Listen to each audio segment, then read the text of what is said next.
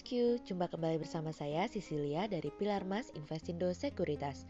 Touch your heart, touch your profit. Bosku, pemerintah resmi menetapkan 6 jenis vaksin untuk pelaksanaan vaksinasi virus corona di Indonesia.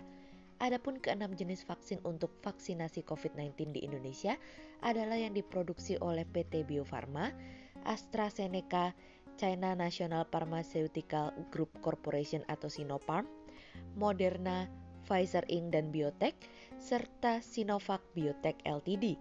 Adapun penggunaan vaksin COVID-19 hanya bisa dilakukan setelah mendapat izin edar atau persetujuan penggunaan pada masa darurat dari Badan Pengawas Obat dan Makanan atau BPOM. Nah, seperti biasa kita akan mulai saja nih market review kita hari ini, Senin 7 Desember 2020 dengan episode Vaksin Datang, IHSG girang, investor pun senang. Maka dari itu, jangan kemana-mana ya bosku, tetap di channel Pilar Mas Investindo Sekuritas. Touch your heart, touch your profit. Pionir Sekuritas Channel di Indonesia.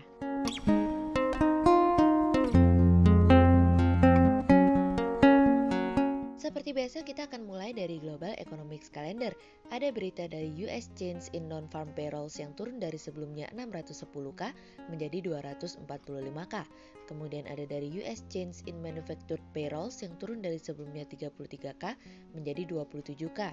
Kemudian ada dari US Unemployment Rate yang turun dari sebelumnya 6,9% menjadi 6,7%. Kemudian kita akan masuk ke Corporate News. Ada berita dari PT Pan Brothers Tbk atau PBRX yang optimis penjualan naik 15% hingga akhir tahun 2020 dari iqplus.info. Kemudian ada dari PT Ciputra Development Tbk atau CTRA yang meraup marketing sales atau pra penjualan sebesar 3,8 triliun rupiah per kuartal 3 tahun 2020 dari kontan.go.id. Kemudian ada dari PT Bluebird Tbk atau Bird yang bersama dengan perusahaan layanan pengiriman barang atau Paxel resmi meluncurkan kerjasama di bidang pengantaran barang dari bisnis.com. Kemudian pada perdagangan hari Jumat tanggal 4 Desember 2020, IHSG ditutup melemah 12 poin atau 0,21% menjadi 5.810.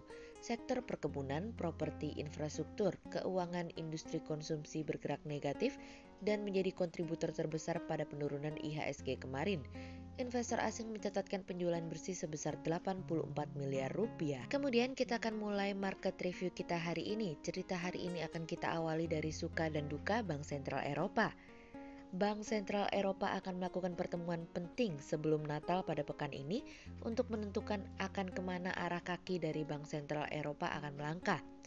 Bank Sentral Eropa diperkirakan akan memperpanjang program pembelian obligasi di masa pandemi selama 12 bulan penuh hingga pertengahan tahun 2022. Belum lagi ada kabar bahwa nilai pembelian akan dinaikkan hingga 500 miliar euro atau 608 miliar dolar hingga total menjadi 1,85 triliun euro dan semua itu akan diputuskan dalam pertemuan Bank Sentral Eropa pekan ini. Christine Lagarde sendiri sudah berjanji untuk melakukan apapun yang dibutuhkan untuk menopang perekonomian. Oleh sebab itu, dirinya akan berusaha untuk mencapai kata sepakat dengan 25 anggota lainnya. Beberapa para pembuat kebijakan menginginkan bahwa kenaikan tidak lebih dari 500 miliar euro. Namun, kepala ekonomi dari Bank Sentral Eropa sendiri juga menginginkan untuk mengalami kenaikan yang sesuai dan 500 miliar euro dianggap cukup. Tindakan darurat saat ini dapat membuka jalan lebih lebar daripada tools yang lebih konvensional sebelumnya. Dan para pembuatan kebijakan membutuhkan kekuatan dan fleksibilitas yang luar biasa untuk menopang perekonomian dengan program pembelian obligasi senilai 1,35 triliun euro. Beberapa anggota dewan juga setuju bahwa terlalu dini untuk memutuskan sejauh mana program ini harus dijalankan untuk mencegah ketidakpastian berlanjut. Lagarde sendiri mengatakan bahwa pertemuan Bank Sentral Eropa pekan ini akan menjadi salah satu langkah untuk mengevaluasi ulang setiap kebijakan yang ada, khususnya terkait dengan pembelian aset darurat dan pinjaman bank sebagai salah satu tools yang disediakan. Tidak hanya masalah terkait dengan kebijakan, namun kami melihat bahwa pertemuan Bank Sentral Eropa juga akan membahas mengenai target inflasi yang dimana mengalami penurunan. Oleh sebab itu, para pembuat kebijakan juga akan terfokus dengan target inflasi yang berada di 2%. Kami melihat hal ini sebagai sesuatu yang baik, oleh sebab itu harapannya adalah Bank Sentral Eropa dapat segera memberikan kepastian untuk apa yang akan mereka lakukan ke depannya, sehingga perekonomian dapat dengan segera menemukan jalannya untuk kebangkitan. Kemudian cerita selanjutnya datang dari sebuah kebangkitan untuk sebuah harapan. Pergerakan harga CPO yang perlahan menunjukkan adanya pemulihan ikut memberikan kepercayaan diri bagi pemerintah terhadap kinerja ekspor dari CPO dalam negeri yang juga menunjukkan adanya peningkatan. Pemulihan dari permintaan produsen besar CPO dunia dari 3 pasar utama Indonesia, yaitu India, Cina, dan Pakistan, mulai terlihat sejak kuartal 2 2020. Di India, pandemi COVID-19 menyebabkan konsumsi minyak sawit menurun sampai 30%. Penurunan konsumsi minyak sawit ini tak hanya dipicu oleh pandemi, tetapi juga dipengaruhi kebijakan pemerintah India yang memberlakukan bea masuk tindak pengamanan dan dimasukkannya RBD palm oil dalam daftar komoditas yang dibatasi. Sejauh ini ekspor dari Indonesia masih mendominasi pasar India dibandingkan dengan CPO dari Malaysia. Sementara itu, Presiden Chamber of Commerce for Import and Export of Foodstuff, Native Produce and Animal By-product China, Chow Derong mengatakan penurunan konsumsi minyak sawit juga terjadi di Cina. Pada kuartal 1 2020, impor minyak kelapa sawit turun signifikan menjadi 320.000 ton. Pada 2019, Cina mengimpor 8,48 juta ton minyak sawit atau 66% dari total impor minyak nabati negara tersebut. Dari jumlah tersebut, Indonesia menjadi pemasok utama dengan volume mencapai 6,02 juta ton. Chow Derong juga menyebutkan permintaan pasar yang cukup tinggi membuat Cina sangat bergantung pada impor minyak nabati terutama minyak sawit. Dengan pemulihan ekonomi yang terjadi di tahun 2021, terutama di industri catering, konsumsi minyak sawit diperkirakan akan meningkat. Pemerintah Malaysia memiliki kebijakan insentif yang besar untuk mengekspor minyak kelapa sawit ke Cina. Hal tersebut berdampak pada gap harga minyak kelapa sawit antara Malaysia dan Indonesia yang menghasilkan penurunan keseluruhan dalam pengadaan Cina dari Indonesia. Kami melihat hingga akhir tahun ini harga acuan CPO berpeluang berada di range 3.196 hingga 3.419. Jika CPO mampu ditutup di atas 3.400, dengan kata lain, terjadi kenaikan 7,12% year to date. Hal ini tentu menjadi indikasi positif bagi produsen CPO dalam negeri. Sehingga berdasarkan technical analisa, kami melihat saat ini IHSG memiliki peluang bergerak menguat dan ditradingkan pada level 5.734 hingga 5.960. Vaksin akan kembali menjadi pendorong IHSG pada hari ini karena vaksin Sinovac sebanyak 1,2 juta dosis sudah hadir di Indonesia dan 1,8 juta dosis vaksin diperkirakan akan tiba pada awal Januari 2021. Ditambah lagi dengan adanya pertemuan FDA di Amerika pada hari Kamis pekan ini memberikan potensi bahwa vaksin dapat diberikan segera di Amerika dalam kurun waktu 24 jam atau pada hari Jumat. Ini akan menjadi booster untuk menjaga kekuatan dan ekspektasi dan harapan di masa depan. Berikut Stock Watch pilar emas hari ini ya bosku.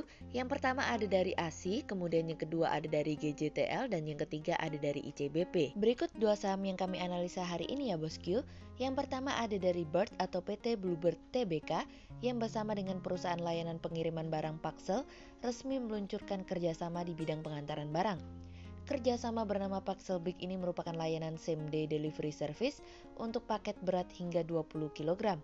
Diharapkan dapat membantu meningkatkan produktivitas sekaligus mendorong perekonomian pengusaha kecil dan menengah. Langkah kerjasama tersebut tentunya untuk menjawab perubahan pola konsumen dalam memenuhi kebutuhannya sehari-hari. Dengan dukungan armada yang dimiliki perusahaan dan inovasi teknologi yang dimiliki Paxel dan Bluebird diharapkan akan dapat bersinergi dalam memenuhi kebutuhan layanan logistik sehingga kerjasama tersebut akan memberikan kontribusi pada kinerja perusahaan. Sehingga berdasarkan technical analisa dalam tren pada jangka waktu short term berpotensi untuk bullish dengan target 1600 dan tingkat probabilitas sebesar 69%, sementara dalam jangka waktu long term berpotensi untuk bullish dengan target 1750 dan tingkat probabilitas sebesar 70%. Kemudian yang kedua ada dari CTRA atau PT Ciputra Development Tbk yang meraup marketing sales sebesar 3,8 triliun rupiah per kuartal 3 tahun 2020. Pencapaian tersebut diperoleh dari penjualan rumah tapak dan tanah kafling sebesar 3,4 triliun rupiah dan sisanya berasal dari penjualan rumah toko atau ruko, apartemen dan perkantoran. Pencapaian tersebut perlu diapresiasi di tengah lesunya sektor properti, dampak dari pandemi corona sehingga menurunkan daya beli masyarakat. Namun demikian perusahaan telah mencapai sebesar 83% marketing sales dari target sebesar 4,5 triliun rupiah di tahun 2020. Sehingga berdasarkan technical analisa dalam tren pada jangka waktu short term berpotensi untuk bullish dengan target 1050 dan tingkat probabilitas sebesar 44%.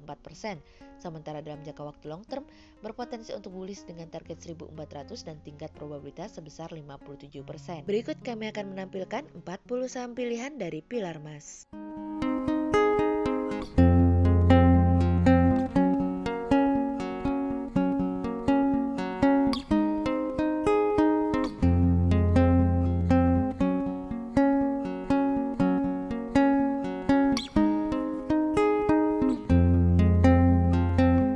Sekian untuk review market kita kali ini ya Bosku. Untuk info lebih lengkapnya Bosku bisa download PDF dengan klik link di bawah video ini atau bisa juga langsung akses ke website kami di www.pilarmas-investindo.co.id. Dan jangan lupa untuk selalu jaga kesehatan buat para Bosku ya. Kita akan bertemu lagi besok pagi untuk market review yang berikutnya. Jadi jangan lupa like, subscribe, dan tonton terus channel Pilar Mas Investindo Sekuritas. Touch your heart, touch your profit. Pionir Sekuritas Channel di Indonesia.